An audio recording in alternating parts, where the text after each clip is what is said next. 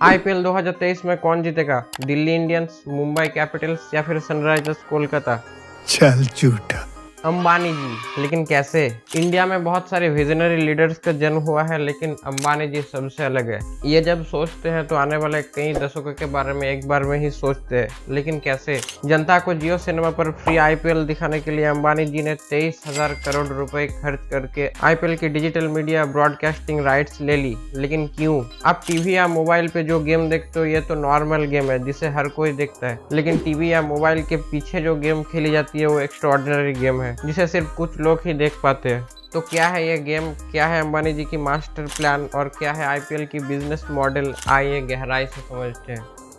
ना इधर ना उधर, इस बार टाटा आईपीएल सिर्फ जियो सिनेमा पर। जियो सिनेमा जीतो धन धनाधन। And the Indian Mobile Congress should now become the Asian Mobile Congress and the Global Mobile Congress. का भैया क्या कर रहे हो? टाटा आईपीएल देख रहा है। अरे वाह, पैसा ही पैसा होगा।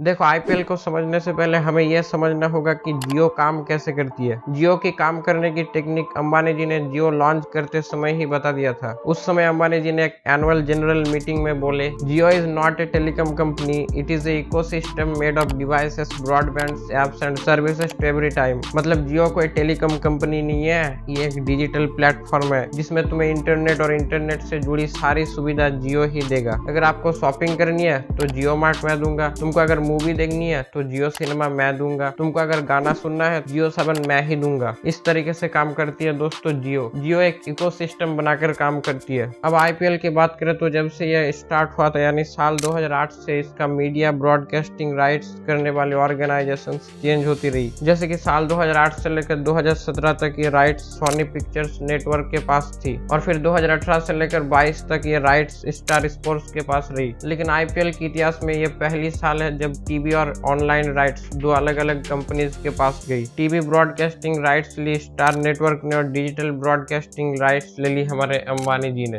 अंबानी जी आईपीएल में क्या बदला, इसे जानने से पहले आपको यह जानना होगा कि अंबानी जी के आने से पहले आईपीएल काम कैसे करती थी। अंबानी जी के आने से पहले यानी साल 2017 से लेकर 22 तक आईपीएल की ब्रॉडकास्टिंग टीवी और डिजिटल दोनों को राइट्स मिला के 16,347 करोड़ रुपए होते थे। और अंबानी जब आए तो उन्होंने सिर्फ डिजिटल राइट्स में ही 23,000 करोड़ रुपए खर्च कर दिए और इसी चक्कर में टीवी के राइट्स लेने के लिए स्टार्स को खर्च करने पड़ गए 23,000 करोड़ रुपए।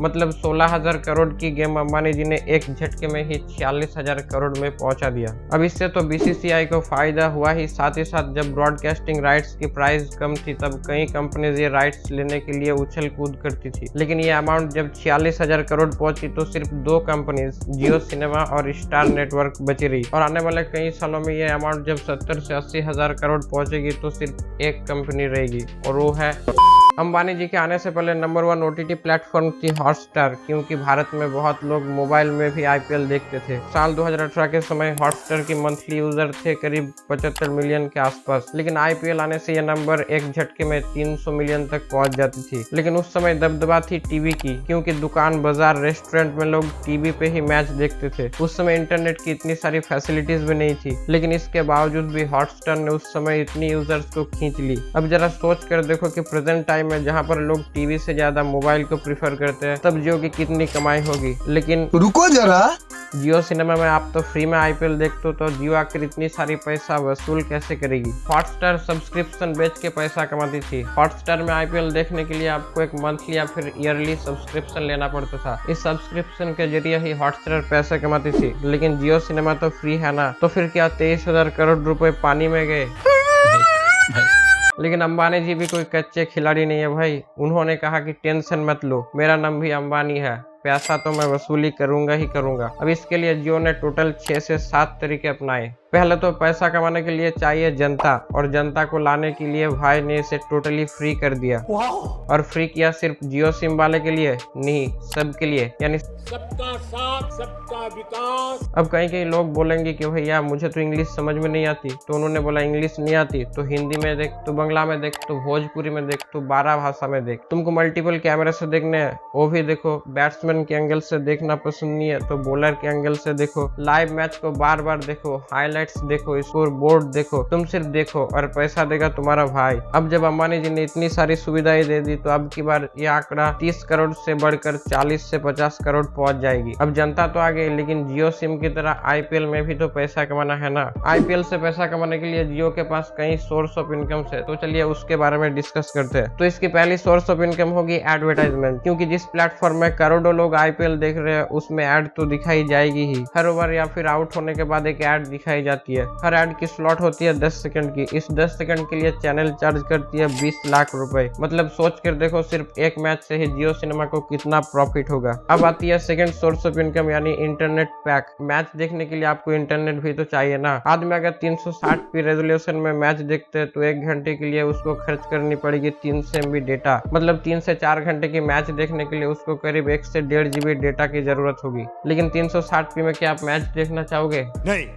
जब आप 360p से 720p में शिफ्ट करते हो तो 1 घंटे में 1 GB डेटा खर्च होती है। मतलब 3 घंटे में लगेंगे 3 GB डेटा। तुम्हारे पास 1 GB डेटा है और 2 GB एक्स्ट्रा डेटा के लिए लाओ एक्स्ट्रा पैसा। अगर 720 में भी खुश नहीं हो तो 1080p में देखो, इसके लिए 1 घंटे में 3 GB यानी 3 घंटे में 9 GB। और अगर 1080p में भी खुश नहीं हो तो तुम 4K में देखो, इसमें 1 घंटे में 7 GB यानी 3 घंटे में 21 GB डेटा लगेगी। अब तुम सोच कर देखो 40 करोड़ व्यूअर्स में अगर 10 करोड़ ने 1 GB, 10 करोड़ ने 2 GB के इंटरनेट खरीदा तो पैसा ही पैसा होगा। अब तुम बोलोगे कि मेरे पास तो एयरटेल या फिर वीआई का सिम है तो इससे जियो को कैसे प्रॉफिट हुआ? हाँ, ये तो सही है कि इससे दूसरे कंपनीज को भी थोड़ा सा प्रॉफिट होगा, लेकिन जो लोग रेगुलर मैच देखते हैं उन्हें तो चाहिए अनलिमिटेड डेटा। तो इसका सोल्यूशन भी जियो ने बना कर रखी। जियो फाइबर ले लो, महीने में 400 से 500 रुपए की रिचार्ज करो और लाभ उठाओ अनलिमिटेड इंटरनेट और 4K मैच की। तो जिसको डेटा खरीदनी है वो ज्यादा पैसा देकर डेटा खरीद सकती है और जिसको नहीं खरीदनी है वो जियो फाइबर लगाकर मैच देख सकती है।